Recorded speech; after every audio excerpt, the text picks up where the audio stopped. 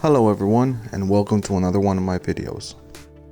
Today we're gonna have a look at my PvP Ranger build.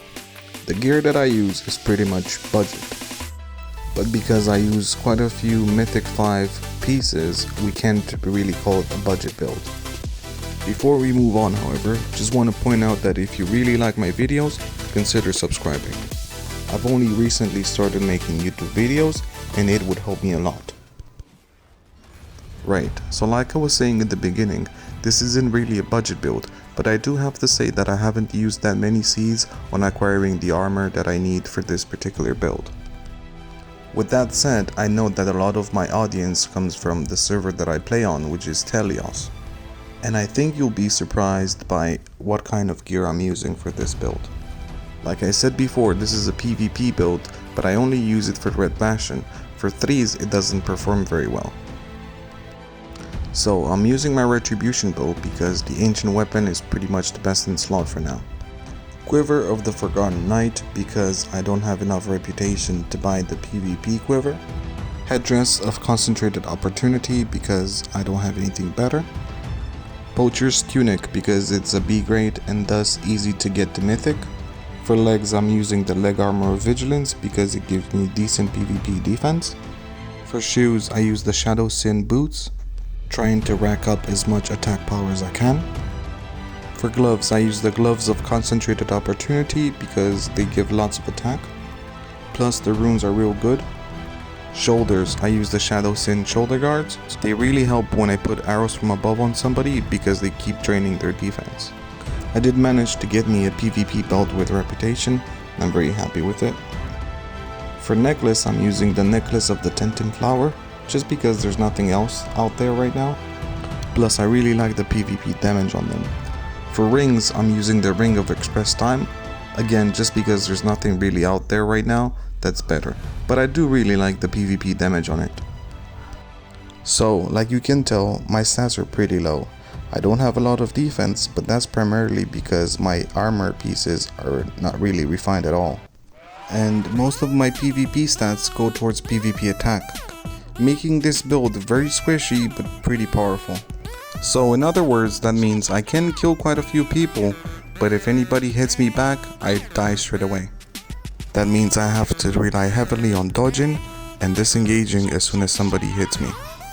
That is the main reason why I said in the beginning that this build doesn't perform very well on 3s. And that's simply because as soon as somebody notices you're undergeared, they simply focus on you and kill you before you can do anything. In 15s, however, that's not the case. You can simply hang back and let others from your team engage the enemy, and you just sneak in behind them and hit them with all you have. As soon as they see you though, simply back off and come back when they've given up on you. As you can see, I very rarely commit too much towards chasing somebody. I try to keep an eye out on what my teammates are doing, who they're focusing on, and just simply pitch in as much as I can. If I see somebody being low health, I very rarely chase them because I realize that if I do, it's very likely that I'll die to their teammates. So I prefer to sit back and do as much damage as I can to whoever my teammates are targeting. If the opportunity presents itself, I will go in for the kill, because who doesn't like getting kills? So let's talk a little bit about what skills I use on my build. The blessing that most rangers go to in PvP is Blind Executioner. And the main reason why people use that is because Fire from Above, if used with Blind Executioner, means that when you target something with it, it keeps following that target until it expires. For my build, it works out very well because it also procs my ancient weapon and my Shadow Sin shoulder guards.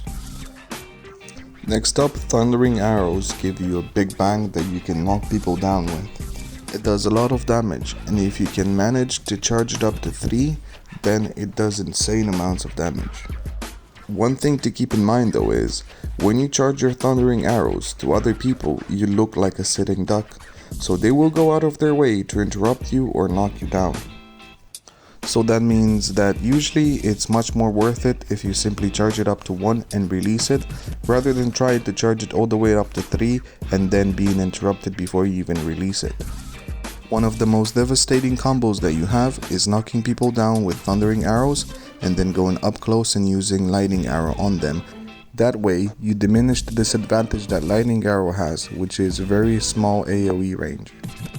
Also, don't forget that your combo skills deal a lot of damage as it is, and provided you can actually aim at people, they can do insane amounts of damage also.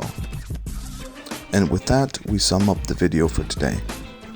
I know that this video is shorter than what I normally release, but I'm doing that because I want to figure out what kind of videos you guys like. For that reason, don't hesitate to leave a comment in the section below to let me know what kind of things you want to see up next. Judging from what I've seen from the past few videos that I released, it seems like you guys are more into the PvP side of Bliss Unleashed. So if more PvP is what you want in the next video, make sure you comment in the section below and let me know whether you want more Red Basin or more threes, or even more guides about strategies and things that I employ when I do PvP. Thank you very much for watching. Make sure you subscribe if you haven't. Enjoy the rest of this clip and take care.